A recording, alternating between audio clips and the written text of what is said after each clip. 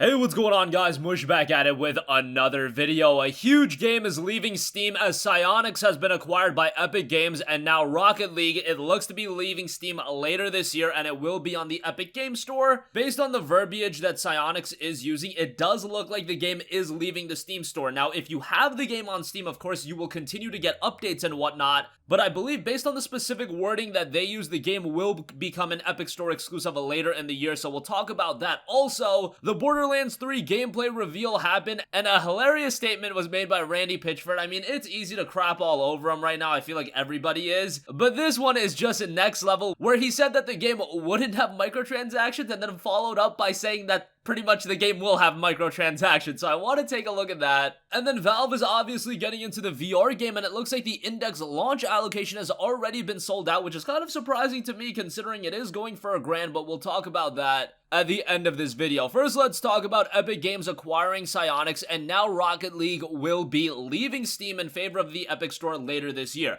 Their exact verbiage that they use is this, quote, "The PC version of Rocket League will come to the Epic Games Store in late 2019. In the meantime, it will continue to be available for purchase on Steam, and thereafter it will be continued to be supported on Steam for all existing purchasers." So they don't outright say the game is going to be removed from Steam, but honestly, read that statement. They say in the meantime the game is available to purchase. That means in the future time where the game is on the Epic Store, it will no longer be available to purchase, and they even say thereafter it'll be supported on Steam for existing purchasers, and new purchasers aren't even mentioned as a possibility on Steam. So I imagine that's the route that they're going. Now, there's a couple things to assess, and there is actually some positive elements to this. I know you guys think I'm absolutely freaking crazy, and some of you guys think that I'm just the guy that's gonna crap all over the Epic Store in every video, or some of you guys think that I'm a Valve nut hugger. Whatever the case may be, I just try to come at this from the most objective viewpoint possible. First of all, let's get the negative out of the way. Now, Rocket League leaving a platform where it made so much of an impact in favor of another platform, I think that's messed up. We've seen in the past, Microsoft has been acquiring all of these studios. I point to them acquiring a Ninja Theory.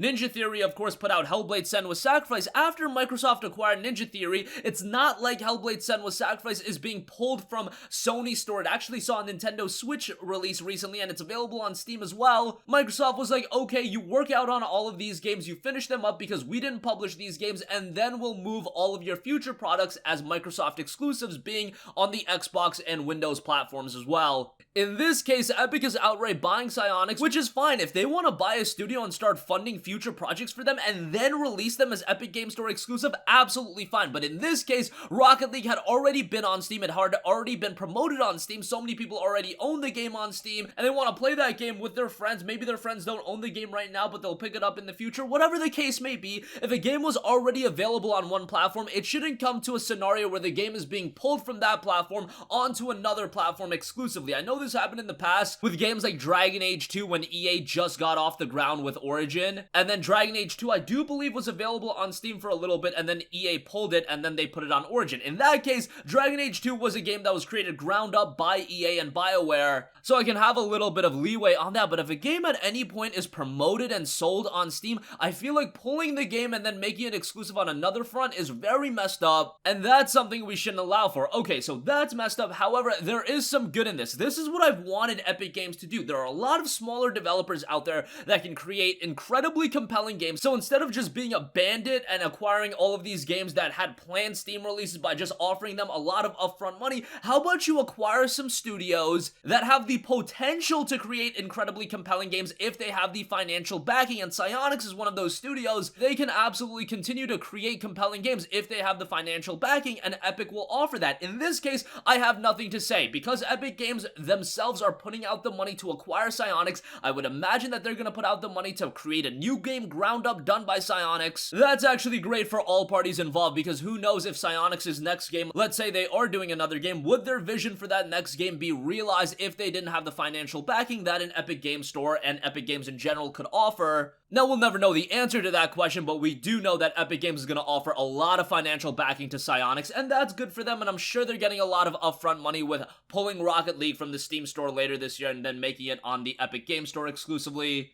I imagine financially for Psyonix that's very positive, and if Epic Games wants to acquire more smaller studios, fine, by all means. If you want to facilitate these studios creating more games, more compelling games, thanks to your financial backing, that is absolutely fine. But in the case of a lot of these games, I point to games like Control, games like The Sinking City, games like The Outer Worlds, those games were already listed on Steam, they were promoted on Steam, promoted heavily, mind you. A game like The Outer Worlds had an incredible amount of promotion on Steam right after it was announced, and then you take that promotion and you parlay that into making the game an Epic Game Store exclusive for a year just because you're offering all that upfront money. That is not okay. That is something that I'm completely against. That's why I've always been saying this situation a little bit black and white. You can't just completely say, oh, Epic Game Store is the devil. Nobody should back the Epic Game Store. If Epic Games wants to help out smaller developers or even bigger developers, if they have that much money and they can acquire bigger studios, whatever the case may be, if they want to facilitate the creation of new compelling games and then after that fact make them exclusive to the Epic Game Store, by all means you can do that. But we're talking about existing games that were ready to be released on Steam and then they were pulled from Steam and then made exclusive to the Epic Game Store because of a financial transaction that was made. That's what I'm not happy with, and in the case of Rocket League, not very happy about the fact that the game is being pulled from Steam. But in the case of Psyonix, if they want to do another game and they want to make a big budget game, hey, Epic Games is going to help them out a lot in doing that. Alright, moving on from that and perfectly transitioning, Borderlands 3 is going to be a game that's going to be exclusive to the Epic Game Store for a little bit. It looks like it's not going to be a year. I believe it'll be coming to Steam sometime in April. So it's not that typical year window that we've had to work with, and we had the official gameplay reveal for Borderlands 3. However, we had a pretty interesting statement. During a live stream dedicated to Borderlands 3's first ever gameplay reveal, Gearbox CEO Randy Pitchford took to the stage and told the audience the upcoming game won't have microtransactions. Now, he specifically said won't have microtransactions, and he followed it up by saying, quote, "We're selling cosmetic items, but we're not gonna nickel and dime players. DLC will come down the line, but the game won't have anything excessive." Okay, so this is just crazy. You cannot say a game won't have microtransactions and then follow it up by literally saying, oh, the game is gonna have microtransactions, but it's not gonna be anything too bad. Come on, this is the point we're getting to, where developers and creators of these games are gonna say that a game doesn't have microtransactions, but it kinda does, but not really. It's nothing that's gonna alter the gameplay too much. It's cosmetic items, don't worry about that.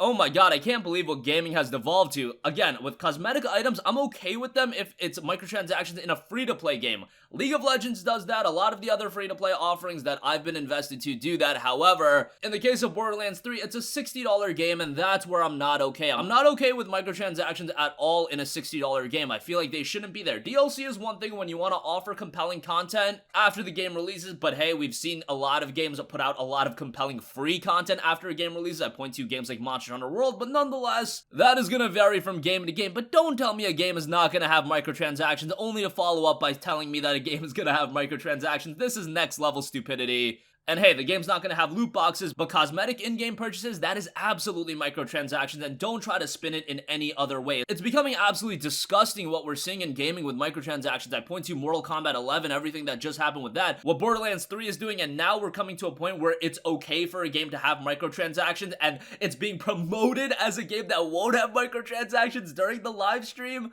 I mean, come on, this is just a little bit laughable. Alright, so you guys know how I feel about that. Lastly, Valve Index launch allocation is already sold out. Of course, Valve is getting into the VR game. The pre-orders went live on May 1st, with Valve saying it plans to start shipping in limited numbers by July 1st in the US and EU. There were several bundles available. The full Valve Index package, which includes a base station, 2 controllers, and the headset itself, costs $999, so $1,000. And then you can buy the headset with just 2 controllers for $749 and standalone headset for $499. The full Valve Index package sold out in less than 30 minutes in the US, and that's a pretty incredible number. That was reported by Upload VR, and it can no longer be pre-ordered, but it can be reserved to be shipped by September 30th. In the UK, the Steam listing for the full Valve Index package no longer has an estimated shipping date, so you imagine it's sold out over there as well. Now, we don't know what the launch allocation is, so we don't have an actual numerical value to attach to it being sold out. It could have just been, you know, a couple thousand, tens of thousands, who knows? But it looks like whatever Valve had planned for the initial launch, it is doing pretty well. I just question the longevity of this. If it's just another VR headset and Valve isn't putting out any compelling original content, I don't really know how that's gonna resonate. I mean, we've seen Valve fumble before with new outings. I point to things like the Steam Machine, but nonetheless,